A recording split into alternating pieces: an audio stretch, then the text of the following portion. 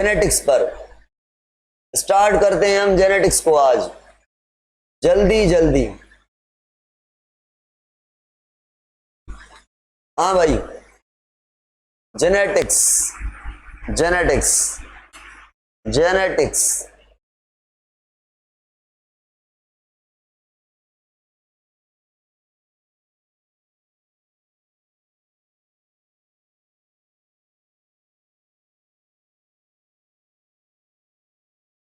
Genetics क्या है? Entry वाले बच्चे हैं आप, तो इतना मुझे सिंपली करके डिटेल में नहीं समझाना चाहिए आपको। आप समझ रहे हैं कि जो जेनेटिक्स लफ्ज है वो लिया गया है जीन से, जिसकी मीनिंग है टू ग्रो इनटू, यानी कंटिन्यू ट्रांसफर होना, कंटिन्यू ट्रांसफर करना कैरेक्टर्स को। जेनेटिक्स की मीनिंग है कंटिन्यू ट्रांसफर होना, ठीक है। तो हम कह सकते हैं study of gene is called genetics. Gene की स्टडी को जेनेटिक्स कहते हैं। जीन क्या है? क्रोमोसोम के अंदर जो डीएनए है, डीएनए का वो पार्ट जो प्रोटीन को फॉर्मेशन करने की इंफॉर्मेशन रखता है, उस डीएनए के टुकड़े को हम कहते हैं जीन। उस डीएनए के टुकड़े को हम कहते हैं जीन। और हमने पढ़ा है कि प्रोकैरियोट में जीन के अंदर इंट्रॉन नहीं होते, यूकैरियोट में डीएनए के अंदर इंट्रॉन और एक्सॉन यानी coding and non coding sequence दोनों होती हैं। तो एक वो टुकड़ा डीएनए का जो प्रोटीन को बनाने के लिए पॉलीपेप्टाइड चेन या पॉलीपेप्टाइड चेन्स को बनाने की इंफॉर्मेशन रखता है, उसे हम जीन कहते हैं। हमने पढ़ा हुआ है कि एक पॉलीपेप्टाइड की इंफॉर्मेशन रखने वाले जीन को हम मोनोसिस्ट्रॉनिक जीन कहते हैं, और बहुत सारे पॉलीपेप्टाइड चेन को इंफॉर्मेशन रखने वाले जीन्स को हम कहते हैं, क्या कहते हैं हम उनको? हम कहते हैं पॉलीसिस्ट्रॉनिक जीन, ठीक है। Monocistronic and polycistronic gene. चलो,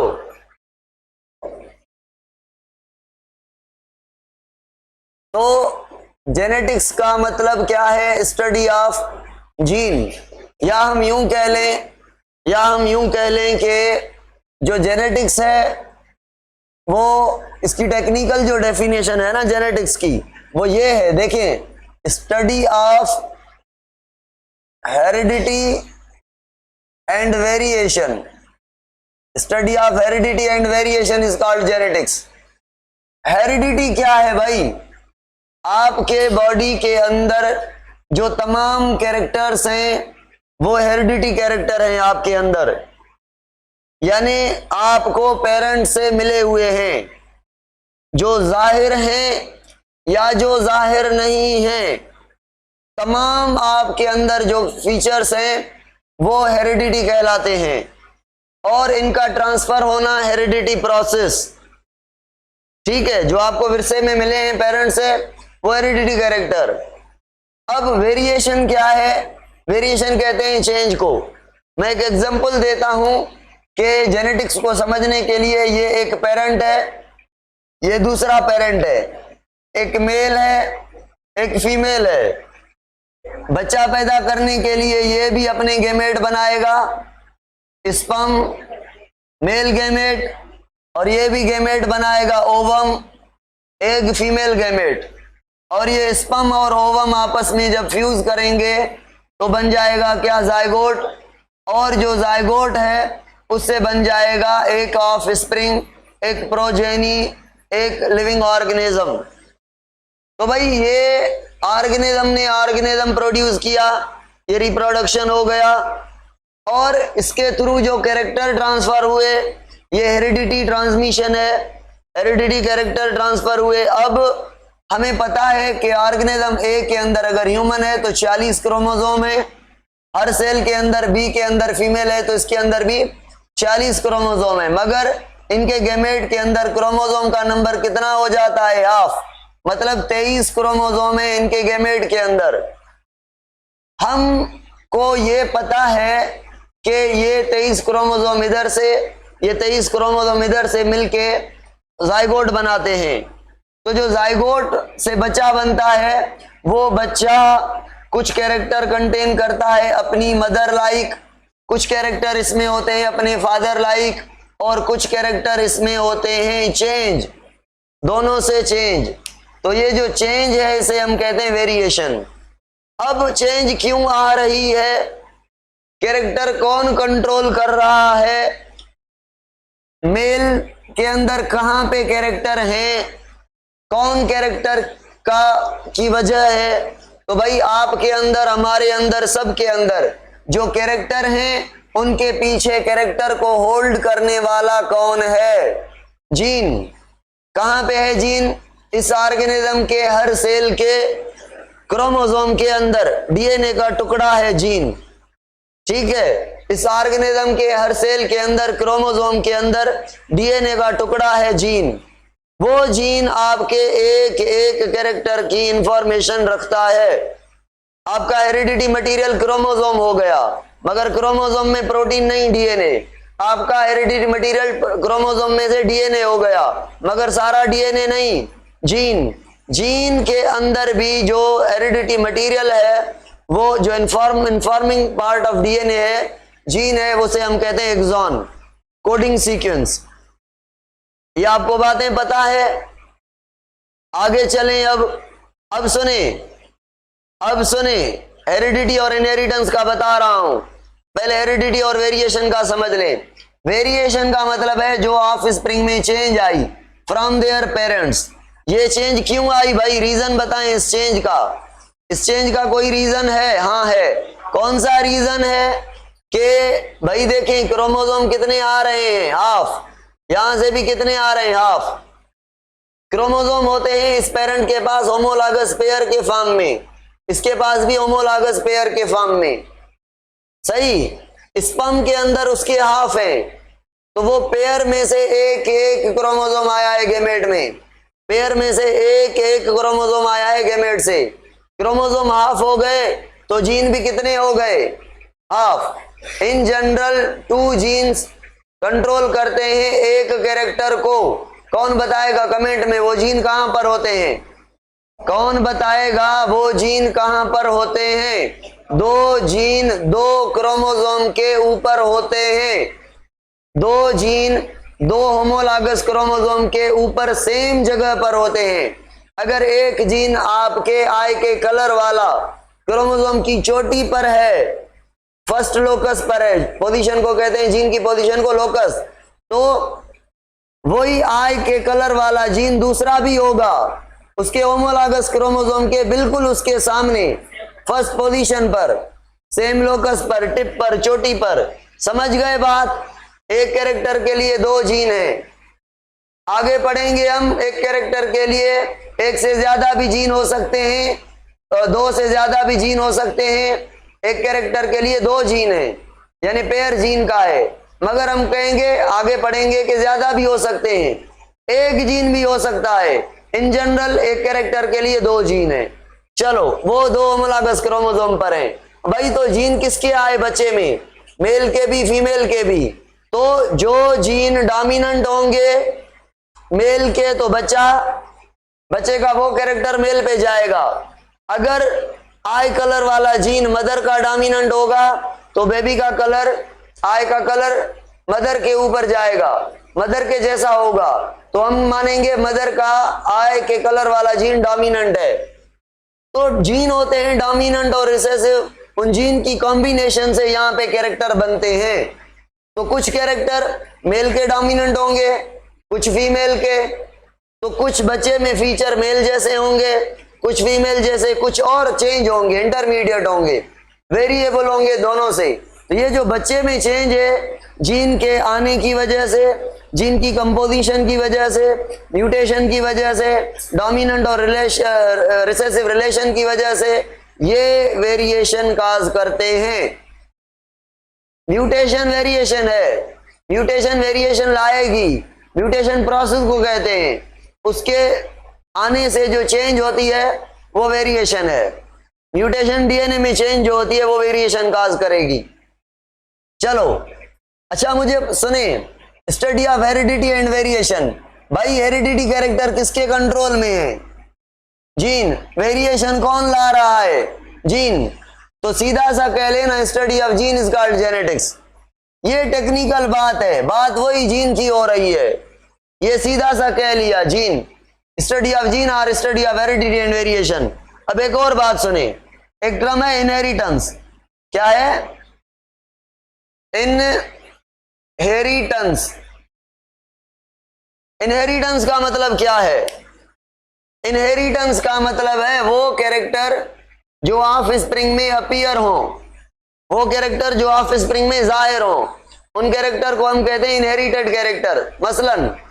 मसलन बच्चे के अंदर बहुत सारे ऐसे कैरेक्टर होंगे जो मदर में नहीं है, मतलब वो बच्चे ने कैरेक्टर लिए हैं, अच्छा वो कैरेक्टर फादर में भी नहीं है, ठीक है, वो कैरेक्टर बच्चे में है, वेरिएशन है। और कुछ कैरेक्टर ऐसे हैं बच्चे के अंदर जो मां के, सपोज करें 40% मां के कैरेक्टर हैं, तो 60% मां के कैरेक्टर बच्चे में नहीं है।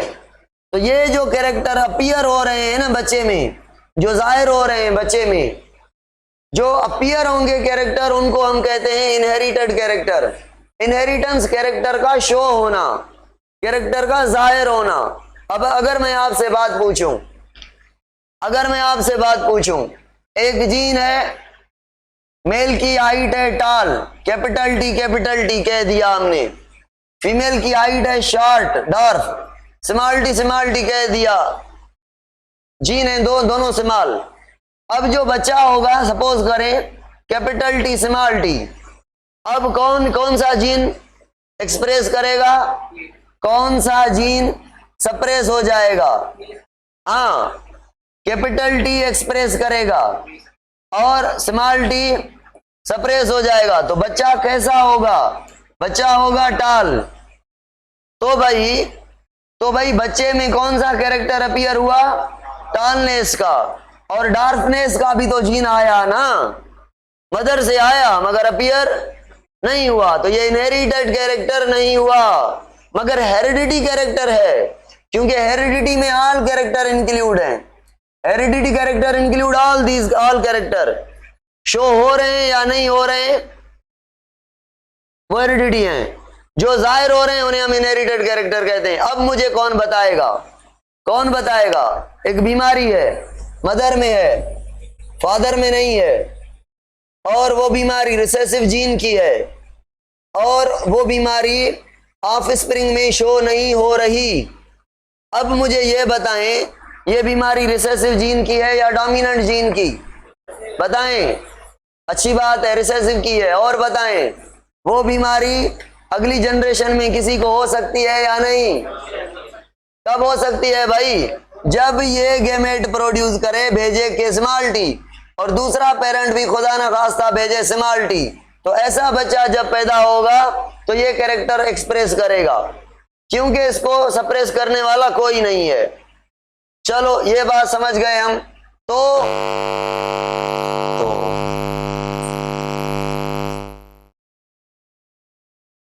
याद है?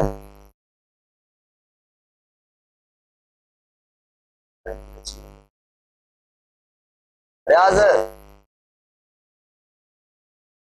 तो देखते वापस हाँ भाई, यहां तक क्लियर हो गया। रिकॉर्ड नहीं हो रहा क्या लेक्चर?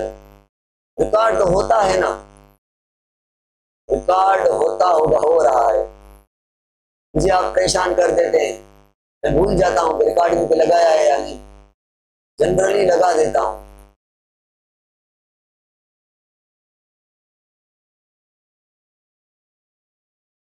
हाँ भाई आ जाए, अभी ये जेनेटिक्स का कॉन्सेप्ट हो गया। अब क्या है, अब एक साइंटिस्ट है जिसको हमने जेनेटिक्स में पढ़ना है। उस साइंटिस्ट का नाम क्या है पता है? उसका नाम है ग्रीगर George Mendel. ग्रीगर George Mendel, Mendel नाम का साइंटिस्ट, जो कि 1822 में पैदा हुआ, 1884 में है गॉन, डेथ हो गई उसकी। ठीक है, इसकी इतनी एज है। ये एक साइंटिस्ट था पहला जिसने जेनेटिक्स पर मोस्ट एक्सेप्टेड काम किया, सही तरीके से काम किया, दुनिया को प्रूव करके दिखाया, मगर इसको माना किसी ने भी नहीं। देखेंगे जब ये मर जाएगा तो दुनिया इसे मानेगी। हाँ, ग्रीगर जॉर्ज मेंडल, ये एक साइंटिस्ट था जर्मनी के अंदर। इस साइंटिस्ट की बर्थ की डेट है, ये डेथ की डेट है। इसने जेनेटिक्स के ऊपर काम किया 1857 से लेकर 1863 तक, यानी 7 साल काम किया जेनेटिक्स पर। बेसिकली ये मैथमेटिशियन था, स्टैटिक्स का स्टूडेंट था, और ये चर्च के अंदर मॉन्क भी था। चर्च के अंदर मॉन्क था, चर्च को संभालने वाला। जो चर्च संभालते हैं उनको जमीनें भी मिलती थी, खेत मिलती थी कि ये आप कर लें, सही है ना। प्लस में गांव का आदमी था, पढ़ा लिखा था, तो इसको चर्च बना के बिठा लिया वहां के लोगों ने। और अच्छा बंदा भी था, अच्छी सोच वाला था मेंडल, बहुत पॉजिटिव माइंडेड था, इसीलिए इसको मॉन्क बना दिया। पहले मॉन्क का बड़ा उरूज होता था, जो दुनिया के बादशाह होते थे किसी मुल्क के, वो मॉन्क से एडवाइस लेते थे। अगर वो एडवाइजर वो ये ओके करता था तो वो उसकी बात जो है पार्लियामेंट वगैरह में अप्रिशिएट होती थी। अदरवाइज वो जो मिनिस्टर्स हैं या बादशाह हैं, किंग, वो उनकी बात नहीं चलती थी। ठीक है ना। कौन से बुक में लिखा हुआ है 1856 से स्टार्ट किया? बताएं तो इसको चेंज करें। मेरे ख्याल में 1857 से स्टार्ट है इसका काम, कंफर्म करके बताएं।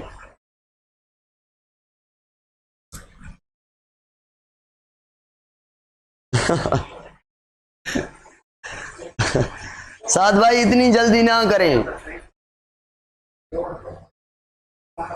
54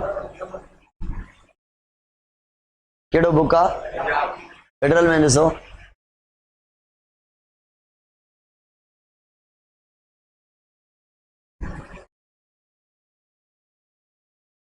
छा थो चवे? पंजाब 1854 कह रहा है। पंजाब 1854। फेडरल घुमा फिरा के बात कर रहा है 60। एक्चुअली ये इसकी डेट है, मैंने जो पढ़ी थी। हमारे दोनों बुक्स गलत कर रहे हैं इस बात को।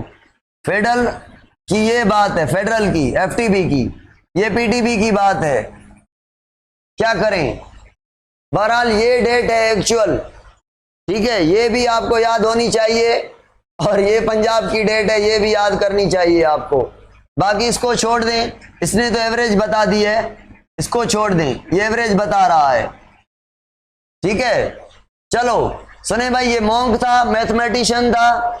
इसने क्या किया? 28,000 पी प्लांट ग्रो किए हुए थे।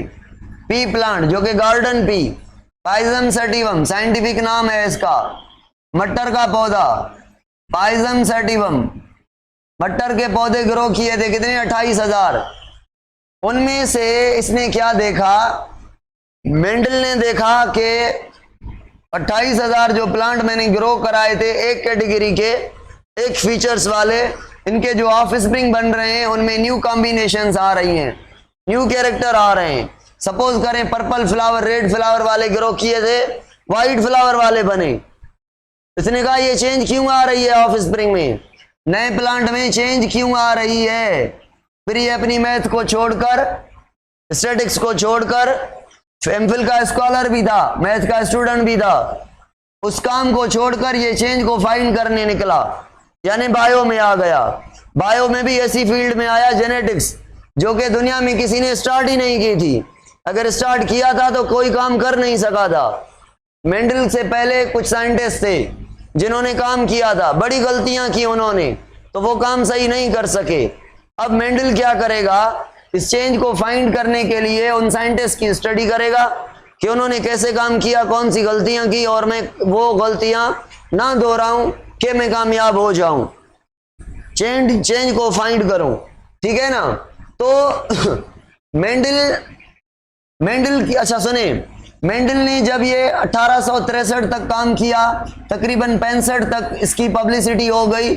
पब्लिश करवाया इसने काम, ये है, ये बात है, मगर किसी ने बात नहीं मानी। तो इसके ठीक 35 साल बाद यानी 1900 में 90s में जब क्रोमोसोम की डिस्कवरी हुई, 1992 में थ्योरी आई क्रोमोसोम की, 90 में थ्योरी आई ऑल्डर सटन वगैरह की। तो उस टाइम में जेनेटिक्स के ऊपर एक और साइंटिस्ट काम कर रहे थे, 3, उसके नाम बुक में लिखे हुए हैं, लिख लें। 3 साइंटिस्ट थे, शेयरमार्क था, ह्यूगो डेवरीज था, और तीसरा जो है वो कार्ल कोरेंस था।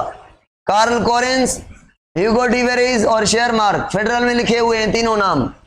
इन्होंने मेंडल के काम को रीडिस्कवर किया। मेंडल मर गया काम करके, किसी ने नहीं माना, डार्विन का दौर था, सारी दुनिया की जो ध्यान थी, फोकस था, वो डार्विन पे था। यही डेट थी ना डार्विन की, 1831 से काम शुरू किया था डार्विन ने, यही दौर था डार्विन का। तो दुनिया उसके पीछे थी, मेंडल को कोई नहीं मान रहा था, हालांकि वो झूठी बातें कर रहा था। एवोल्यूशन मतलब झूठ है ना। चलो, तो रीडिस्कवरी की इन्होंने, फिर इन्होंने कहा, तीनों साइंटिस्ट ने कहा कि भाई हमारा कुछ भी नहीं है, हमने जो भी किया है वो सारा टाइटल जाता है मेंडल के ऊपर। मेंडल की चीजें बिल्कुल सही हैं, यानी जो मेंडल पढ़ाएगा हमें, जो हम पढ़ेंगे अभी मेंडल के काम, वो सही है, मगर उस टाइम मेंडल के दौर में किसी ने नहीं माना। तो मरने के बाद इन साइंटिस्ट ने, तीनों साइंटिस्ट ने कहा जो फादर है जेनेटिक्स का, फादर ऑफ जेनेटिक्स जिसको कहा जाएगा, वो मेंडल होगा। फिर मरने के बाद 90s के बाद फादर ऑफ जेनेटिक्स बना मेंडल, जब कवर में पढ़ा था, ठीक है, कवर में टाइटल मिला इसको फादर ऑफ जेनेटिक्स। और ये ओल्ड फादर है, मॉडर्न फादर है जेनेटिक्स का बेटसन। बेटसन नाम का साइंटिस्ट मॉडर्न फादर है, बेटसन मॉडर्न जेनेटिक्स का फादर है। और उसके अलावा एक और बात याद करें, जीन का जो टर्म है जीन, ये जॉनसन नाम के साइंटिस्ट दे दिया। जॉनसन नाम के साइंटिस्ट ने जीन का टर्म 1909 में दिया, 1909 में इसने जीन के बारे में बताया। और आपको पता है एक और साइंटिस्ट भी आपको पता है, एवरी मैक्लॉइड एंड मैकार्टी, 3 साइंटिस्ट हैं, एवरी मैक्लॉइड मैकार्टी। याद है इनका काम क्या किया था? इन्होंने केमिकल कंपोजिशन बताई थी जीन की, कि जीन किसका बना हुआ है। तो केमिकल कंपोजिशन ऑफ जीन बनाने वाले एवरी मैक्लॉइड एंड मैकार्टी थे, और जीन को डिस्कवर करने वाला, नाम देने वाला जॉनसन था। पहले इसने नाम दिया, फिर उन्होंने काम किया।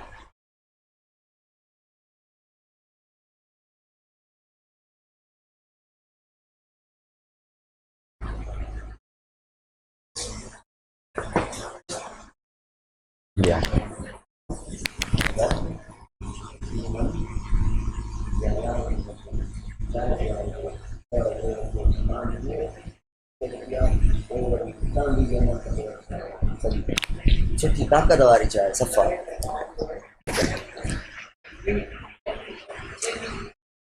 जेनेटिक्स का फादर कौन है? जेनेटिक्स का फादर भाई मेंडल है। मेंडल मरने के बाद इसको फादर किया गया, मगर ओल्ड फादर, मॉडर्न फादर है बेटसन। अब छोड़ें, ये तो हवाल प्रोग्राम कर लिए हमने भाई। आ जाएं नेक्स्ट स्लाइड पर। जनरल पूछे तो मेंडल को कहेंगे, मॉडर्न कहे तो हम बेटसन को कहेंगे। चलो भाई देखें, अब सुने मेरी बात। मेंडल ने क्या किया, क्या फाइंड करना था मेंडल को, बताएं कमेंट में।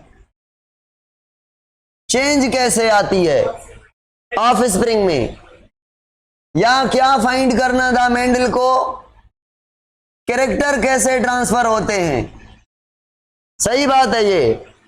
तो इसको मालूम करने के लिए मेंडल ने क्या किया, मेंडल ने अपने दोस्तों को खत लिखे और 34 वैरायटीज मंगवाई अपने दोस्तों से पी प्लांट की।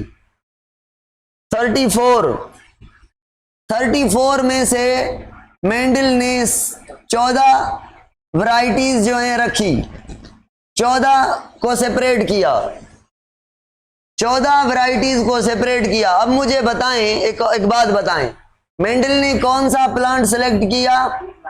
पी प्लांट सेलेक्ट किया, ठीक है, पी प्लांट। पी प्लांट के अंदर इसने कैरेक्टर सेलेक्ट किए 7 कैरेक्टर, जिनके ऊपर ये स्टडी करेगा। 7 कैरेक्टर्स के लिए इसने 14 प्लांट सेलेक्ट किए हैं। मुझे बताएं, मुझे समझाएं एक बात, जेनेटिक्स आपकी पढ़ी हुई है, ऐसे मैं पढ़ा रहा हूं, आपसे पूछ पूछ के पढ़ा रहा हूं। सुने, मुझे बताएं कि वो प्लांट स्टडी करने के लिए बेहतर है जो शॉर्ट ड्यूरेशन वाला हो या जो लॉन्ग ड्यूरेशन वाला हो? शॉर्ट तो मेंडल वाला एनुअल प्लांट था, शॉर्ट ड्यूरेशन था, 2 to 3 मंथ में अपनी लाइफ साइकिल पूरी करता है। रिजल्ट तगड़े तगड़े आएंगे ना भाई, जल्दी जल्दी आएंगे।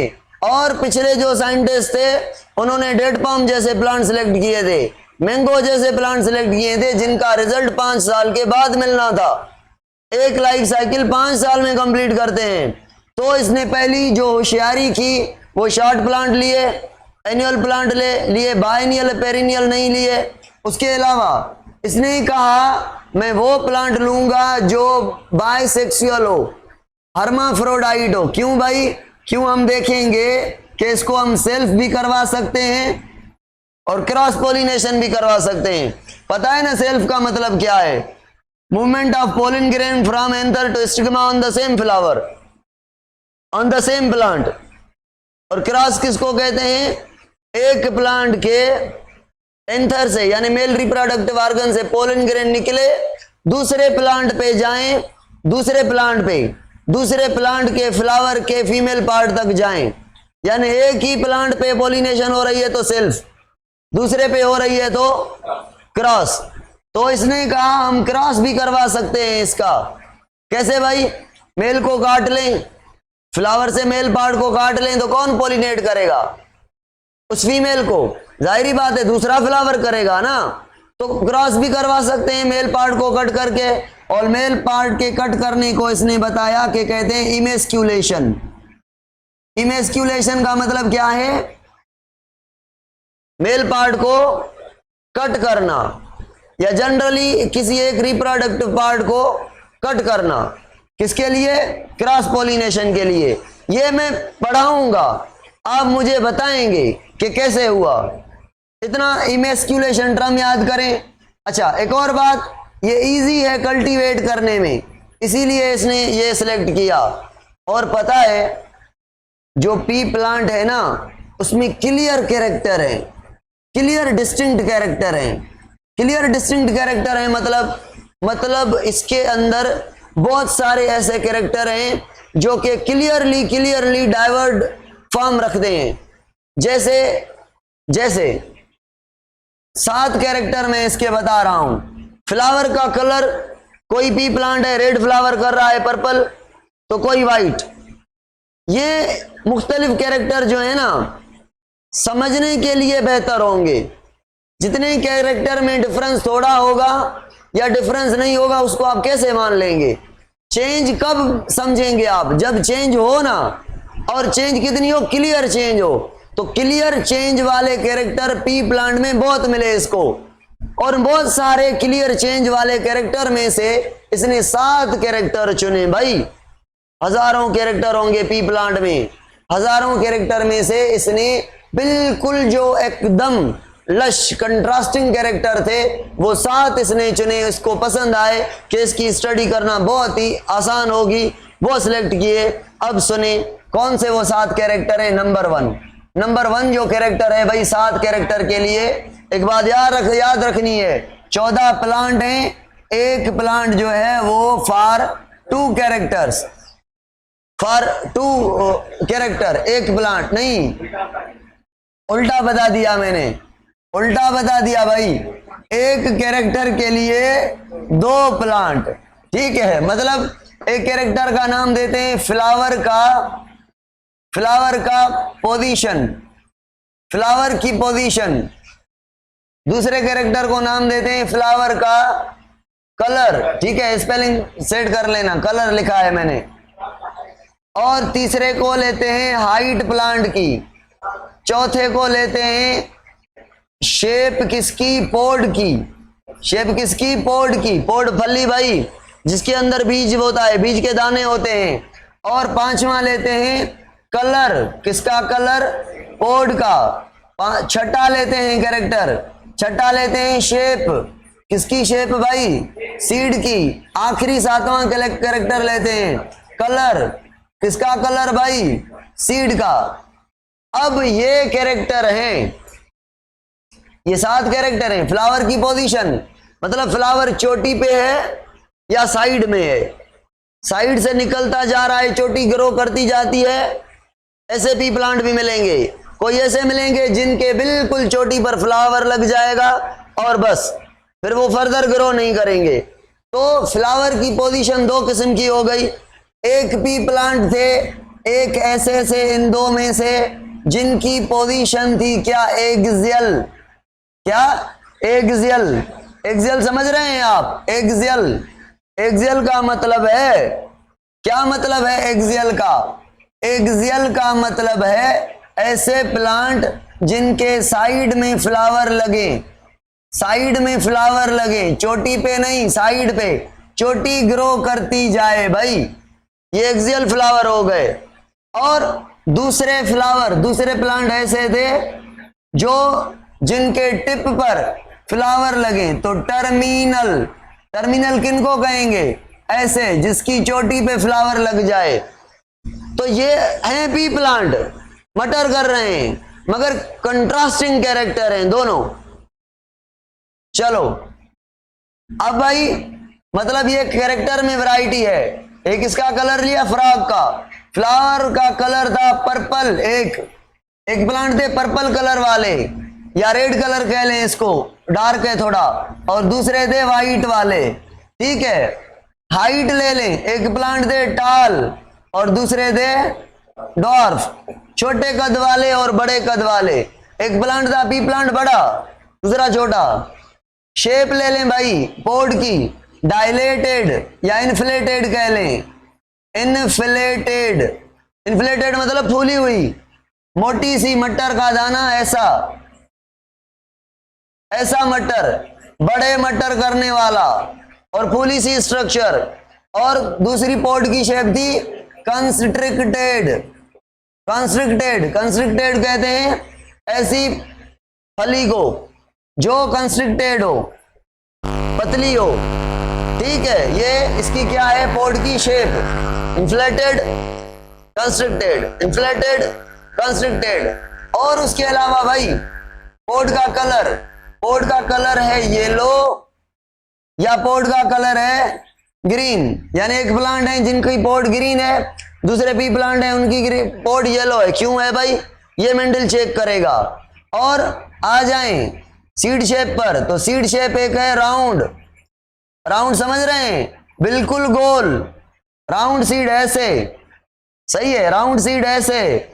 और दूसरे सीड है रिंकिल, रिंकिल झरीदार, झरीदार सीड किसको कहेंगे, देखें ये हो गए राउंड और ये सीड हो गए, ये सीड हो गए रिंकिल, ठीक है, झरीदार। और ये हो गई भाई सीड की शेप, राउंड प्लेन है या रिंकिल्ड है, या रिंकिल है। और सीड का कलर, तो सीड का कलर येलो या सीड का कलर ग्रीन, यानी एक प्लांट येलो वाले दूसरे ग्रीन वाले। ये 7 कैरेक्टर हैं। 7 कैरेक्टर के लिए प्लांट कितने हैं, फ्लावर पोजीशन के लिए 2 प्लांट, टर्मिनल फ्लावर वाले और एक्सियल वाले। फ्लावर के कलर के लिए भी 2 प्लांट लिए इसने, पर्पल वाले और वाइट वाले। अब मुझे आप ये बताएंगे, 14 प्लांट हो गए बिल्कुल। अब मुझे ये बताएं कि ये जो मेंडल था इसने जो ये 14 प्लांट सिलेक्ट किए, ये प्योर ब्रीडिंग प्लांट थे। इसका मतलब क्या है, इसका मतलब ये है जब जब जब सुने, जब इसको इससे नहीं, जब क्रॉस नहीं, एक्सियल को खुद सेल्फ कराएं, सेल्फ करेगा तो डिफरेंट टाइप के गेमेट मिलेंगे या एक जैसे, एक जैसे। एक जैसे, और इस प्लांट को इससे क्रॉस कराएंगे तो गैमेट मुख्तलिफ होंगे। तो जब इसको एक्सेल को सेल्फ कराएं, सेल्फ करवाते जाएं तो कैरेक्टर प्योर होते जाएंगे या इम्प्योर? अभी तक कमेंट नहीं आया। प्योर। और अगर इनको आपस में मिलाते जाएंगे तो डाइवर्सिटी इंक्रीज होगी, कैरेक्टर चेंज होते जाएंगे, इम्प्योर होते जाएंगे। तो भाई मेंडल को क्या सिलेक्ट करना था? एक्सिलरी तो प्योर एक्सिलरी, मतलब एक्सियल फ्लावर वाला जिसमें जीन हो सारे एक्सियल वाले, और टर्मिनल तो सारे जीन हो टर्मिनल वाले। तो इसका मतलब है इसने क्या करवाई होगी? 14 प्लांट लेकर इनको एक एक को सेल्फ करवाया, सेल्फ करवा के प्योर वैरायटी लेकर फिर उसको आपस में क्रॉस करवाएगा, यानी ट्रू ब्रीडिंग प्लांट लिए इसने। इसको ट्रू ब्रीडिंग भी कह सकते हैं, प्योर ब्रीडिंग भी कह सकते हैं। चलो भाई आ जाएं अब। ये आपका मेंडल का हो गया काम के मेंडल ने क्या किया। अब बात सुने सर, बात सुने क्या किया। आपके पंजाब टेक्स्ट में मुझे बताएं मोनोहाइब्रिड क्रॉस में मेंडल ने कौन से प्लांट क्रॉस करवाए हैं? डिसो the round and wrinkle seeded plant. फेडरल में कौन से प्लांट क्रॉस करवाए हैं? Round and wrinkle. Okay okay, सुने भाई, अब मैं मोनोहाइब्रिड को बता नहीं रहा, मैं पूरी मोनोहाइब्रिड की थीम नहीं सुने कि मोनोहाइब्रिड क्या है, डायहाइब्रिड क्या है, बस मेरी बात सुनते जाएं। जैसे मेंडल ने किया वैसे हम कर रहे हैं। मेंडल ने पहले थोड़ी नाम दिया था मोनोहाइब्रिड, डायहाइब्रिड, ट्राइहाइब्रिड, फिनोटाइप, जीनोटाइप वगैरह वगैरह, बाद में दिए तो मैं भी बाद में दूंगा। सुने भाई, अब हाँ मेंडल की एक और जो होशियारी समझे वो ये थी, आउट ऑफ 7 कैरेक्टर एक एक कैरेक्टर पे प्लांट को क्रॉस करवा रहा था। यानी ऐसा नहीं था 14 प्लांट थे, ऐसा नहीं था 2 ही प्लांट थे, एक में 7 कैरेक्टर दूसरे में 7 अपोजिट कैरेक्टर, ऐसा नहीं था। एक प्लांट में एक कैरेक्टर दूसरे में भी वही कैरेक्टर, यानी 2 प्लांट सिलेक्ट कर रहा था एक कैरेक्टर के लिए। तो ऐसे इन 2 प्लांट को क्रॉस करवाएगा और स्टडी करेगा एक कैरेक्टर को, तो इसको कहेगा ये मोनोहाइब्रिड क्रॉस है।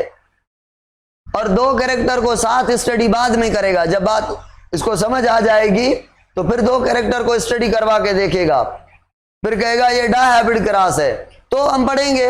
अब मेरी बात सुनिए, इसने क्या किया, एक प्लांट लिया राउंड सीड वाला, कौन सा? राउंड सीडेड प्लांट लिया एक, और दूसरा प्लांट लिया रिंकल सीड वाला, रिंकल सीड वाला, ठीक है। इनको इसने करवाया क्रॉस। क्या करवाया? क्रॉस। भाई इनको जो इसने क्रॉस करवाया तो पता है जो पहले ऑफ स्प्रिंग पैदा हुए, पहले ऑफ स्प्रिंग को कहते हैं F1। F का मतलब है फिलियल, फिलियल का मतलब होता है जनरेशन या ऑफ स्प्रिंग, प्रोजेनी। F1 मतलब पहली जनरेशन, पहली जो जनरेशन मिली इसको, तो सारे इसको मिले राउंड, सारे मिले राउंड, मतलब रिंकल कैरेक्टर गया। अब इसने सोचा यार ये क्यों, ये क्यों? फिर इसने कहा अच्छा, इसके पास जो फैक्टर हैं, क्या है? इसके पास जो फैक्टर हैं वो है डोमिनेंट। किस पर डोमिनेंट है? जो इसके पास कैरेक्टर है, यानी रिंकल शेप करवाने वाले जो फैक्टर हैं। फैक्टर इसने कहा, किसको कहा था? जीन को। जीन को ये फैक्टर कह रहा है, याद रखना। जीन को ये एलिमेंट कहेगा या फैक्टर कहेगा। फिलियल का मतलब, फिलियल भाई, filial, FILIAL, filial, filial generation, follicle नहीं। तो हाँ, कहां थे? इसने कहा ये सारे राउंड हो गए, रिंकल कैरेक्टर गया, जाहिर ही नहीं हुआ। ऑफ स्प्रिंग में, पेरेंट में तो था। तो इसने कहा हुआ कुछ यूं है। क्या हुआ है भाई? इसने कहा इसके जो जीन है, जीन तो नाम नहीं लिया, जीन को इसने फैक्टर कहा, इसके फैक्टर डोमिनेंट है और इसके कैरेक्टर रिसेसिव है रिंकिल के लिए, यानी रिंकिल कैरेक्टर कमजोर है क्योंकि इसके जीन कमजोर हैं, और राउंड कैरेक्टर स्ट्रांग है क्योंकि इसके जीन यानी मेंडल वाले फैक्टर डोमिनेंट है।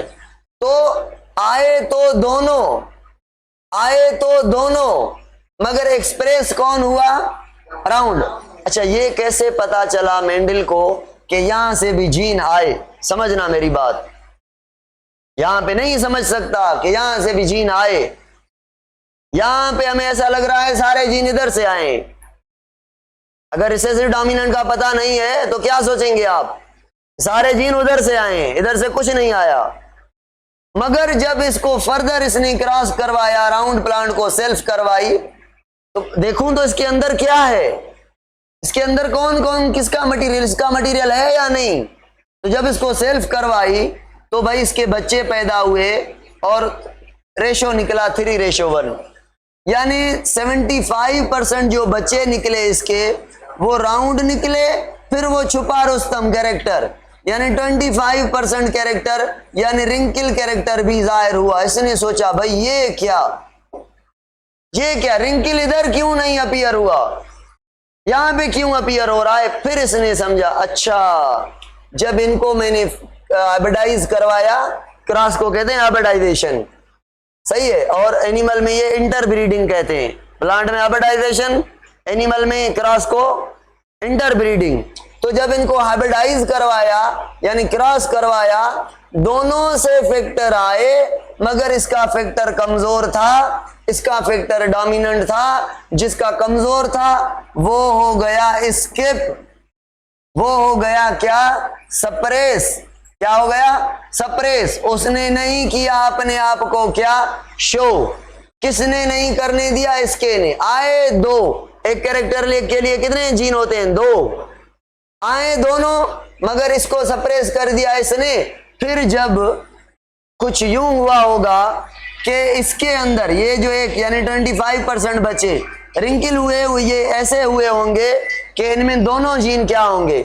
स्मॉल होंगे, सप्रेस करने वाला कोई नहीं होगा, इसीलिए ये रिंकिल बने हैं।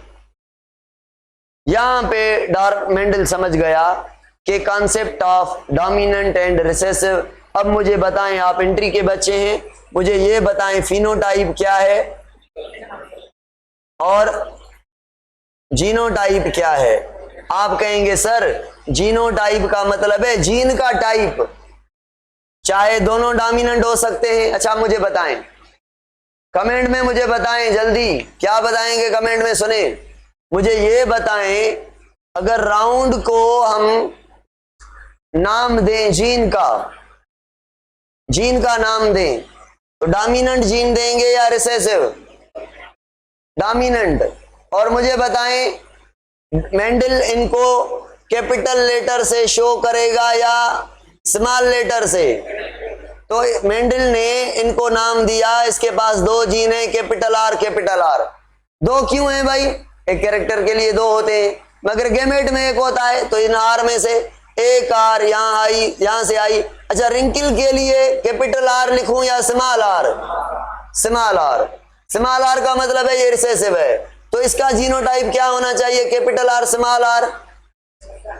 इसका एक आर इधर से, स्मॉल आर इधर से। जब इनको आपस में क्रॉस करवाएंगे कैपिटल आर स्मॉल आर को, तो कुछ बनेंगे ऐसे, कुछ बनेंगे आपको ऐसे, और कुछ बनेंगे आपके पास ऐसे, है ना? चलो ये देखेंगे अब। हाँ भाई, अब ये मेंडल ने प्लांट को देखा कि प्लांट ने जो सीड किए यहाँ पे 4 में से 3 राउंड किए, एक जो किया वो रिंकिल किया, ये 3:1 देखा इसने। फिर इसने मैथमेटिकली हमको समझाया। मैथमेटिकली हमको क्या समझाया? मैथमेटिकली इसको इसने हमको समझाया। सुने भाई, मैथमेटिकली क्या कह रहा है? पहले कह रहा है मेरा एक लॉ है। कौन सा भाई लॉ है? कह रहा है लॉ ऑफ सेग्रीगेशन है। लॉ ऑफ सेग्रीगेशन का मतलब हम जान गए हैं, जस्ट मुझे बताना है आपको। इसने कहा भाई सुने, एक कैरेक्टर के लिए 2 फैक्टर होते हैं, इस बात को फिर दोबारा बोलना ही नहीं चाहिए, रट्टा लग गया है आपको। लॉ ऑफ सेग्रीगेशन का मतलब है किसी चीज का सेपरेट होना, अलग होना। इसने कहा एक कैरेक्टर के लिए दो फैक्टर होते हैं, हर ऑर्गेनिज्म के अंदर एक कैरेक्टर के लिए दो फैक्टर हैं। फैक्टर का मतलब क्या? जीन। दो फैक्टर हैं। जब वो मियोसिस करेगा, जब वो गेमेट बनाएगा, तो जब वो गेमेट बनाएगा तो गेमेट के दौरान एक फैक्टर उधर जाएगा एक गेमेट में, तो दूसरा फैक्टर दूसरे गेमेट में जाएगा।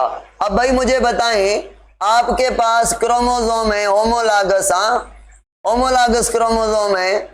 मियोसिस होने के बाद एक सेल से कितने सेल बनते हैं? 4।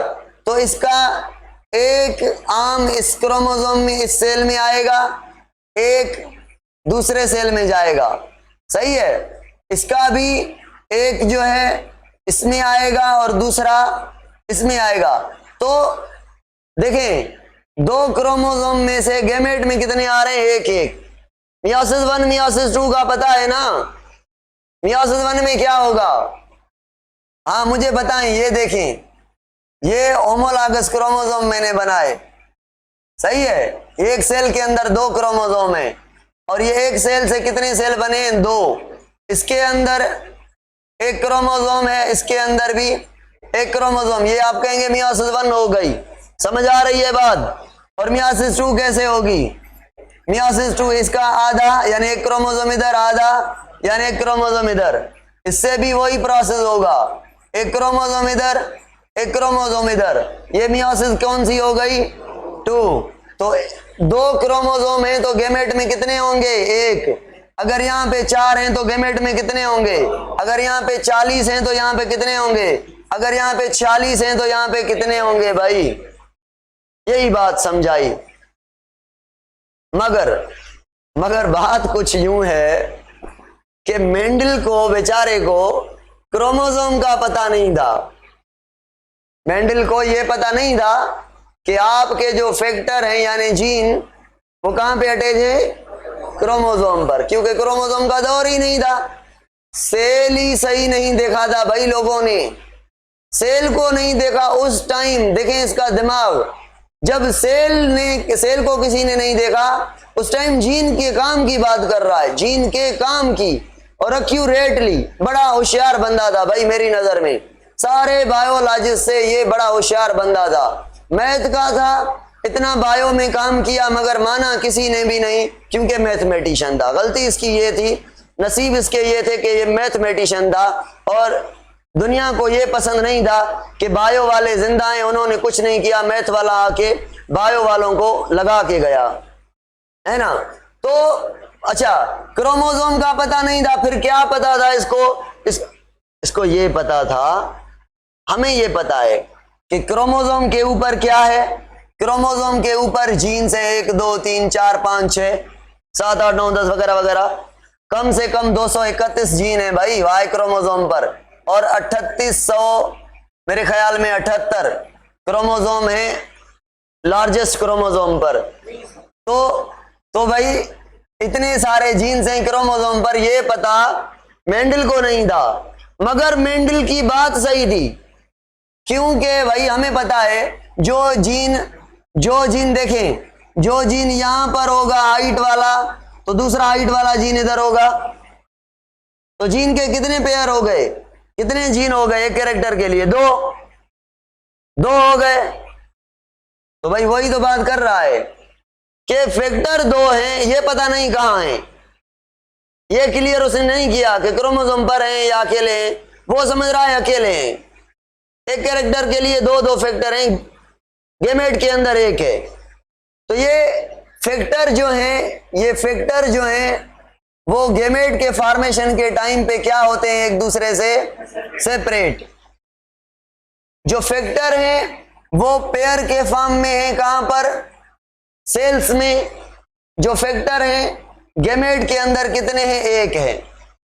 क्या हुए हैं? सेपरेट हुए हैं। एक इधर गया है तो एक उधर गया है, एक इधर गया है तो एक उधर गया है। ये कह रहा है ये सेग्रीगेशन है। कब होगी? At the time of gamete formation. अब भाई अब ये कह रहा है मुझे सुने, इस बुनियाद पर मैं एक लॉ दे रहा हूं, जिस लॉ को कह रहे हैं mono hybrid law, mono hybrid law, या कह लें मोनो हाइब्रिड क्रॉस लॉ था, लॉ ऑफ सेग्रीगेशन। उसके बुनियाद पर इसने एक क्रॉस दिया, उस क्रॉस का नाम है monohybrid cross. Monohybrid cross की अगर डेफिनेशन करें तो क्या करें? Cross between two parent, cross between two parent in which both parent differ from each other by only इकड़ो character, single character, one character, एक कैरेक्टर। दो parent के बीच क्रॉस करें और दोनों पेरेंट दो हैं भाई, प्लांट दो हैं, प्लांट दो हैं, और वो एक दूसरे से क्या है? डिफरेंट है ओनली सिंगल कैरेक्टर पर। यानी मेंडल कितने कैरेक्टर की स्टडी कर रहा है? एक। शेप की स्टडी की, राउंड है या रिंकल है, या हाइट की, टाल है या डार्फ है, या पोड के शेप की, इन्फ्लेटेड है या कंस्ट्रिक्टेड है। तो एक कैरेक्टर की जब स्टडी करें दो प्लांट को क्रॉस करवा कर, तो उस क्रॉस को कहेंगे monohybrid. At a time दो कैरेक्टर की स्टडी करें तो dihybrid, at a time तीन कैरेक्टर की स्टडी करें तो ट्राई हाइब्रिड। प्लांट वही होंगे दो। चलो, monohybrid cross is the cross between two parent, both parent differ from each other by a single character, is called as monohybrid cross. या when we study by crossing two parent, when we study a single character by crossing two different parent with each other, that cross is said to be as mono hybrid cross। अब आप मुझे बताते जाएंगे भाई, सारी data आप बताएंगे, मैं कुछ भी नहीं बनाऊंगा। पंजाब टेक्स्ट में आपके में लिखा हुआ है कि इसने क्या किया, इसने क्रॉस करवाया round seeded plant round seeded plant इसने करवाया क्रॉस। तो ये राउंड क्या हो गया? P1। P1 का मतलब पेरेंटल जनरेशन, राउंड सीड वाला। और इसको क्रॉस करवाया किसके साथ? रिंकिल वाले के साथ। और ये इसका सीड क्या था? इसका सीड रिंकिल था। जब इनको क्रॉस करवाया, अच्छा अब इसने पहले बात कर दी थी, अब मैथमेटिकली बता रहा था ना, तो देखें ये कह रहा है, क्या कह रहा है? डार्विन मेंडल क्या कह रहा है? मुझे डार्विन याद आ रहा है। कह रहा है राउंड के लिए इसके पास कितने जीन हैं? जीन क्या हैं? दो। और दोनों कौन से हैं? कैपिटल या स्मॉल? Capital R. ये इसका हो गया जीनो टाइप, ये इसका हो गया जीनो टाइप। और कह रहा है इसका जो जीनोटाइप है, अब वो क्रॉस करवा के गया है, अब हमें मैथमेटिकली बता रहा है कि मैंने ये किया, ऐसा ऐसा हुआ, मतलब इसका जीनोटाइप होमोजाइगस है। और इसने कहा ये भी होमोजाइगस है, इसके अंदर दोनों कैरेक्टर के दोनों जीन एक कैरेक्टर के लिए रिसेसिव हैं। चलो भाई, इनको इसने करवाया क्या? इनको करवाया इसने क्रॉस स्मॉल आर और स्मॉल आर को। अब भाई जब गेमेट बनाएगा, एक गेमेट में ये जाएगा, दूसरे गेमेट में ये जाएगा, यानी एक ही किस्म के गेमेट बनेंगे। चाहे 1000 गेमेट बने भाई, चाहे 5000 गेमेट बने, एक ही किस्म के है ना। एक गेमेट में भी कैपिटल जीन, दूसरे में भी कैपिटल जीन। इसीलिए बुक वाले ने क्या कहा है? एक गेमेट बनेगा। एक नहीं, एक जैसे बनेंगे, एक जैसे, सारे इज इक्वल टू एक, है ना। तो यहां पे भी एक गेमेट में स्मॉल आर, तो दूसरे में भी स्मॉल आर, यानी एक जैसे गेमेट। याद रखना, जब भी होमोजाइगस कंडीशन हो ना, एक टाइप का गेमेट बनेगा। भले आप capital R capital T dihybrid cross करें, भले आप डायहाइब्रिड क्रॉस करें, ये लो एक टाइप का गेमेट बनेगा भाई। इधर से कैपिटल आर, इधर से कैपिटल टी, उधर से कैपिटल वाई। एस गेमेट के अलावा कोई गेमेट नहीं बनेगा। होमोजाइगस कंडीशन हो तो गेमेट एक टाइप का, जो भी क्रॉस हो, मोनो, डाई, टेट्रा, पेंटा, हेक्सा वगैरह वगैरह। अगर आप देखें हेट्रोजाइगस कंडीशन है, जैसे कैपिटल आर स्मॉल आर, तो गेमेट बनेंगे दो टाइप के। एक गेमेट में कैपिटल जीन होगा तो दूसरे में। अगर हेट्रोजाइगस कंडीशन एक, तो गेमेट के कितने टाइप? दो। अगर हेट्रोजाइगस कंडीशन 2 तो गेमेट के टाइप 4, अगर हेट्रोजाइगस कंडीशन 3 तो गेमेट के टाइप 6 बनेंगे। चलो भाई, चलो अब ये गेमेट अगर ये इससे क्रॉस करेगा क्या? अपना गेमेट अपने से क्रॉस करता है क्या भला कभी? नहीं सर। तो ये क्या होगा, ये क्या होगा, ये होगा कुछ यूं कि ये जो गेमेट है क्रॉस करेगा फीमेल के इस गेमेट से, तो कैपिटल आर स्मॉल आर, और ये गेमेट ये एक ऑफ स्प्रिंग बना। क्या बना? Of spring. बड़ा होगा तो सीड कौन सा करेगा? राउंड, क्योंकि डोमिनेंट है ओवर रिसेसिव, और ये इससे भी क्रॉस कर सकता है। वही बात राउंड सीड, ये इससे भी कर सकता है। वही बात, ये इससे भी कर सकता है। पंजाब वाले ने क्या किया है, बल्कि सारे बुक वालों ने इसको एक गेमेट बनाकर एक एक को क्रॉस करके एक ही बना के दिया है बस। ये जो जनरेशन हुई, ये हमें जनरेशन मिली पहली F1, फर्स्ट फिलियल जनरेशन, ये इनका जीनोटाइप है। मुझे बताएं ये क्या है इनके, ये इनके क्या हैं? Gametes, gamete gamete gamete gamete, ठीक है। तो ये पहली जनरेशन मिली F1, और F1 में क्या मिले? All hybrid. ऑल हाइब्रिड मतलब, हाइब्रिड का मतलब है जिसमें दोनों का कॉम्बिनेशन हो। सही, all hybrid round, all hybrid round. अच्छा मुझे बताएं ये होमोजाइगस राउंड है या हेट्रोजाइगस राउंड है? हेट्रोजाइगस किसको कहेंगे? जिसमें एक डोमिनेंट एक रिसेसिव हो। अच्छा इनको क्या कहेंगे? Homozygous recessive. इसको क्या कहेंगे? Homozygous dominant. अब मुझे बताएं जीनोटाइप पे फिनोटाइप डिपेंड करता है या फिनोटाइप जीनोटाइप पे डिपेंड करता है? हाँ भाई, क्या ख्याल है आपका? फिनोटाइप डिपेंड करता है जीनोटाइप पर। जैसा जीनोटाइप है वैसी शक्ल होगी, जैसे जीन है वैसी शक्ल होगी, जैसा जीनोटाइप है वैसी शक्ल होगी। यानी को जो फिजिकल लुक है हमारा वो हम पे डिपेंड नहीं करता, हमारे जीन के टाइप पे डिपेंड करता है। अगर आपके बॉडी के अंदर कैपिटल ए जीन है एंटीजन ए बनाने के लिए, और दूसरा कैपिटल बी जीन है एंटीजन बी बनाने के लिए, तो आपका फिनोटाइप क्या? ब्लड ग्रुप ए होगा। क्या होगा? ए बी, क्योंकि दोनों जीन है।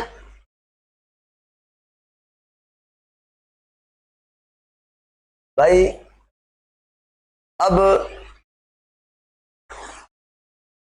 पता है यहां पे क्या हुआ है? ये जो मैंने पढ़ाया था सारा मैं समराइज कर रहा हूं। ये कैपिटल आर को क्रॉस करवाया स्मॉल आर से, एक टाइप का गेमेट, एक टाइप का गेमेट फ्यूज है, ऑल ऐसे बने, इसको कहा हमने F1। अब इसको इसने क्या करवाया था? क्रॉस। ये बात समझ आई? ये दूसरा प्लांट था, रिंकिल सीड वाला दूसरा प्लांट था, राउंड सीड वाला दूसरा था। यानी इसने क्या किया होगा? एक को यूज किया होगा एज अ मेल और दूसरे को यूज किया होगा एज अ फीमेल। कौन सी टेक्निक अप्लाई की होगी यहाँ पे मेंडल ने? नाम बताएं टेक्निक का, तो मैं चाय पी के दिखाऊंगा आपको। हाँ अभी पढ़ाया है मैंने 10 मिनट पहले। ऑनलाइन वाले बताएं। बस वाह वाह वाह वाह, मैं चाय की बात कर रहा हूं। वाह वाह, हाइब्रिड क्रॉस। चलो हाँ भाई सही बता रहे हैं, इमेस्क्यूलेशन। वेरी गुड सही बता रहे हैं, इमेस्क्यूलेशन। मेल पार्ट इसका काट लिया होगा, यहां पे बचा होगा क्या? Female part. तो इसको पोलिनेट कौन करेगा? खुद फ्लावर नहीं कर सकेगा, तो इसके पोलिन ग्रेन यहां पे पहुंचाएगा। यानी ये हुआ एज अ मेल, क्योंकि इसके पोलिन ग्रेन लिए और इसके पोलिन ग्रेन बनाने वाले को दिया काट, तो इसने पोलिन ग्रेन रिसीव किए, यानी इसके फीमेल था। तो ये फीमेल, यानी ये भी बाइसेक्सुअल प्लांट की प्रॉपर्टी है। ये फायदा दे गई मेंडल को कि चाहे तो सेल्फ करवा लें, चाहे तो क्रॉस करवा लें। क्रॉस करने में के टाइम क्या होगा, मेल पार्ट को कट करना होगा तो वो फीमेल तौर काम करेगा, बस इमेस्क्युलेशन। हाँ भाई, अब ये क्या कराएगा, अब ये कहेगा इसको तो देखूं इसके अंदर क्या है, ये क्यों राउंड है, ये क्यों राउंड है, जबकि कैरेक्टर इधर से भी आए हैं, कैरेक्टर उधर से भी आए हैं, मगर शो किसके हुए हैं, बाप के। मदर के कैरेक्टर यानी किसी के, अब भले इसको मेल मान ले, भले इसको फीमेल मान ले, मैंने इसको फीमेल किया है, मतलब एक के डोमिनेंट के शो हुए, रिसेसिव के स्किप हो गए, कहां गए कैरेक्टर, क्या आए ही नहीं। ये सवाल मेंडल ने दिमाग में रखकर आगे चला, आगे इसको क्या करवाई, सेल्फ। तो भाई सेल्फ, जब ये सेल्फ करेगा, इस सीड को जब ग्रो करेंगे, बो करेंगे, तो ये सीड बड़ा होगा, बड़ा होकर क्या होगा, प्लांट होगा, प्लांट होके क्या होगा, मैच्योर होगा, मैच्योर होके क्या करेगा, फ्लावर करेगा। जब फ्लावर करेगा तो यहां पे मेल पार्ट भी अटैच करेगा और फीमेल पार्ट भी बनाएगा, और मेल और फीमेल के अंदर दोनों का जो जीनोटाइप होगा, यानी ये क्या हो गए, पेरेंट। पेरेंट मेल कौन सा हो गया, राउंड सीड वाला, फीमेल भी कौन सा हो गया, राउंड सीड वाला, पर अंदर उसके ऐसा कुछ है, हेट्रोजाइगस है। ये पता नहीं इसको कि हेट्रोजाइगस है। इसका जीनोटाइप बताएं भाई, इसका जीनोटाइप बताएं भाई, ये जीनोटाइप है इनका। अब सेल्फ करवाएगा तो ये गैमेट बनाएगा कितने टाइप के, 2 टाइप के। ये भी गैमेट कितने टाइप के बनाएगा, 2 टाइप के। और हाँ भाई, अब अगर यहां से स्मॉल आर क्रॉस करे, स्मॉल आर क्रॉस करे कैपिटल आर से, तो कैपिटल आर दादा जैसा बच्चा पैदा हुआ है ना, होमोजाइगस राउंड। और ये आर इससे भी कर सकता है, कैपिटल आर स्मॉल आर, ये भी राउंड। ये स्मॉल आर इससे कर सकता है, कैपिटल आर स्मॉल आर। ये स्मॉल आर से कर सकता है, स्मॉल आर। आउट ऑफ 4 बच्चे, out of 4 seed, out of 4 P plant, 3 कैसे हुए, 3 कैसे हुए भाई, दिखने में राउंड, अंदर में राउंड नहीं है प्योर, अंदर में प्योर 1 राउंड है। चलो दिखने में तो 3 राउंड हैं, और एक क्या है, दादी जैसा। किस जैसा, दादी जैसा, ठीक है ना। यानी वो कैरेक्टर स्किप हो गए थे, स्किप कैरेक्टर रीअपीयर हुए हैं। यहां पे मेंडल ने क्या समझा, स्किप होने वाले कैरेक्टर क्या हैं, डोमिनेंट हैं या रिसेसिव हैं, बताएं। यहां से मेंडल ने क्या समझा, राउंड और रिंकल में से डोमिनेंट कौन सा है।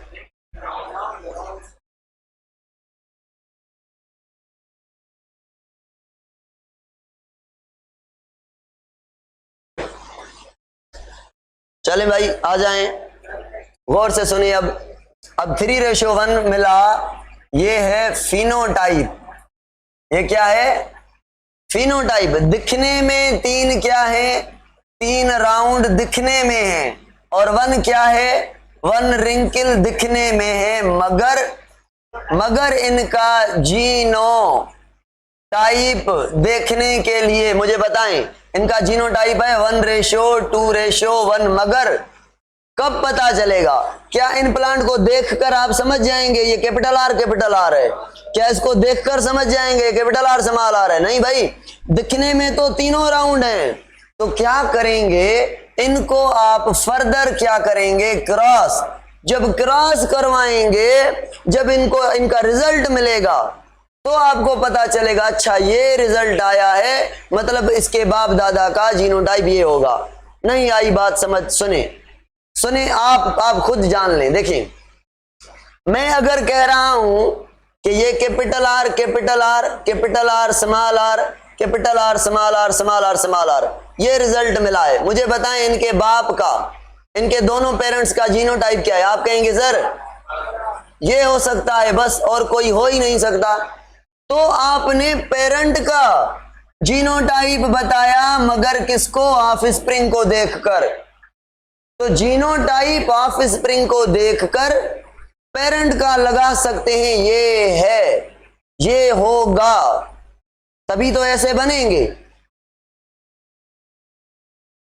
मैं रिपीट करता हूं, देखिए ये आपके थे क्या, P1 राउंड सीड वाला प्लांट और रिंकिल सीड वाला P1, ये उनकी थी F1 जनरेशन। ये F1 को हमने बड़ा किया, ग्रो किया, मेच्योर किया, F1 भी हो गए अब पेरेंट। बच्चे पेरेंट नहीं होते क्या बड़े होकर? बच्चे ही तो पेरेंट होते हैं ना भाई, बड़े होकर बच्चे ही पेरेंट होते हैं। तो ये जो बच्चे बड़े हो गए इन्हें हमने कहा क्या, इन्हें हमने कहा P2। क्या कहा इन्हें? P2। F1 को P2 कह रहे हैं, यानी पेरेंट दूसरे वाले। पेरेंट 1 असली पेरेंट है, उनके बच्चे अपने बच्चों के पेरेंट हैं। इन बच्चों के पेरेंट कौन है? ये है ना, तो ये P2 है और ये P2 दूसरी जनरेशन पैदा करेंगे। तो ये F1 यानी P2 जिसको कहा, ये क्या पैदा करेंगे? जनरेशन दूसरी, तो F2। ये F2 मिली है आपको, ये क्या है? F2 है। अच्छा, जीनोटाइप कैसे समझते हैं, फिनोटाइप कैसे समझते हैं? बात समझ आ गई? चलो अब टाइम हो गया है मोनोहाइब्रिड का पूरा। अब क्या करते हैं, अब कुछ मैं सवाल पूछता हूं आपसे, मुझे बताएं। हाँ बस सवाल मेरे रह रहे हैं, मैं सवाल पूछ लूं आपसे, फिर मैं खत्म कर रहा हूं क्लास को, बस थोड़ा सा टाइम दें। 1 आवर 11 मिनट नहीं हुए हैं भाई, मुझे टोटल 1 घंटा 5 मिनट हुए हैं। मैं भी देख रहा हूं टाइम, मेरे पास भी है, घड़ी भी है, मोबाइल भी है। सवाल मेरा ये है कि सेग्रीगेशन कब होगी?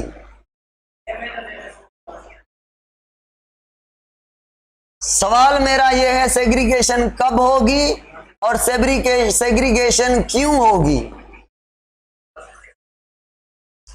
सेग्रीगेशन क्यों होगी? चलो गैमेट के फॉर्मेशन के टाइम ठीक है, होगी। क्यों होगी भाई? वाह, होनी क्यों चाहिए? मियोसिस हो रही है, चलो ठीक है। जीन का जो नंबर है ना, उसको बैलेंस करने के लिए ऑफस्प्रिंग में अगर 46 क्रोमोसोम, हमें आज पता है 40 क्रोमोसोम है सेल में, 23 क्रोमोसोम होते हैं किसमें? गैमेट में। तो 23 और 23 मिलकर वही गैमेट का में क्रोमोसोम का नंबर जायगोट में मेंटेन करते हैं। मेंडल के अकॉर्डिंग हम गैमेट के क्रोमोसोम की तो बात नहीं करेंगे ना, हम बात करेंगे फैक्टर की, यानी जीन की। तो फैक्टर को पूरा करने के लिए, रेगुलेट करने के लिए, बैलेंस करने के लिए सेग्रीगेशन लाजमी है। अगर सेग्रीगेशन नहीं होगी तो डबल हो जाएंगी। अच्छा मुझे बताएं, क्या एक गैमेट में क्या ये फैक्टर है एक, ये दूसरा, ये फैक्टर हैं? कितने फैक्टर हैं? 6 फैक्टर हैं, यानी एक पेयर, दूसरा पेयर, तीसरा पेयर। अब ये गैमेट बना रहे हैं 2, सपोज करें, तो ये फैक्टर इधर आएगा तो इसके कैरेक्टर कोई कंट्रोल करने वाला दूसरा इधर आ सकता है, उसके जैसा उसमें जाएगा। अच्छा मुझे बताएं, ये आपकी बात क्लियर हो गई? 3 इधर आएंगे, 3 उधर आएंगे। एक और बात, अगर ये कैरेक्टर कंट्रोल कर रहा है हेयर के कलर का, तो इसके साथ वाला जो जीन है वो क्या करेगा? What is the function of that gene? Same function same, मगर दोनों एक जैसे भी हो सकते हैं। जैसे ये भी ब्लैक हेयर करवाए, ये भी ब्लैक हेयर, या दोनों एक दूसरे से डिफरेंट भी हो सकते हैं, यानी जीन के अंदर वैरायटी मिल सकती है। जैसे एक राउंड करवाने वाले थे मेंडल वाले जीन, तो एक रिंकिल करवाने वाले थे। तो एक अगर ब्लैक करवाने वाला है तो दूसरा ब्राउन बाल करवाने वाला होगा। एक अगर स्ट्रेट हेयर करवाने वाला है, अगर स्ट्रक्चर की बात करें, तो दूसरा कर्ली करवाने वाला होगा। तो जीन दो होंगे, एक ही कैरेक्टर के लिए होंगे, मतलब उनमें काम करने की प्रॉपर्टी चेंज हो सकती है, मतलब वेरिएशन हो सकती है अमंग द टू जीन। और पता है ये जो दो जीन है इनको मेंडल ने कहा अलील। इनको क्या कहा? अलील। अलील का मतलब ये कैपिटल टी के साथ जो स्मॉल टी है, ये दोनों हैं क्या? जीन है ना भाई, ये दोनों जीन एक दूसरे के अलील है, ये अलील है। अलील, अलील मतलब पेयर ऑफ कंट्रास्टिंग जीन, सही, alternative form of gene is called allele.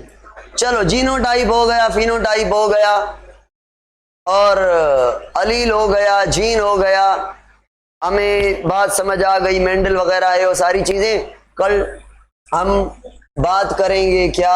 डायहेब्रिड cross की। और पता है कल हम ऐसे कैरेक्टर डिस्कस करेंगे, कल नहीं परसों, कल तो डायहेब्रिड को पढ़ के आना, ताकि मैं आधे घंटे में डायहेब्रिड क्रॉस पूरा करूं। तो इनकम्प्लीट डोमिनेंट का कॉन्सेप्ट पढ़ाऊं, को डोमिनेंट का कॉन्सेप्ट पढ़ाऊं, प्लेयोट्रॉफी और पॉलीजेनिक इनहेरिटेंस का मैं आपको ओवरव्यू दे दूं, ठीक है। जो पीएमसी में सिलेबस नहीं है उनका भी नो हाउ करेंगे, उनके बारे में बात समझनी चाहिए कि हैं क्या। कोशिश करके आए, कोशिश करके आए, घर से पढ़ के आए। अगर पढ़ के नहीं आएंगे तो साथ नहीं चल सकेंगे, क्योंकि मैं उतना स्लो जितना पहली कोचिंग में पढ़ाया जाता है उतना मैं नहीं चल सकता। अगर उस जैसा पढ़ाऊं तो ये आज तक जो पढ़ा है ये 2 दिन का काम था, आपको आ रहा था इसीलिए मैंने पढ़ा लिया इतना। बिल्कुल मुझे यकीन नहीं था कि मैं आज यहां तक पहुंच जाऊंगा। फिजिकल क्लास में भी मैंने मोनोहाइब्रिड क्रॉस नहीं करवाया था, फिजिकल वाले बच्चों को मैंने ये पढ़ाया था, मेंडल के काम तक मैंने क्लास खत्म कर दिया था, ठीक है। अल्टरनेटिव फॉर्म है ना जो जीन का, यानी एक जीन है डोमिनेंट और दूसरा रिसेसिव, एक ब्लैक हेयर करने वाला और दूसरा जो है ब्राउन करने वाला। ये जो जीन के 2 फॉर्म है एक ही जगह पर, एक ही लोकस पर, इनको हम कहते हैं अलील, यानी पेयर ऑफ जीन को अलील कह रहे हैं हम।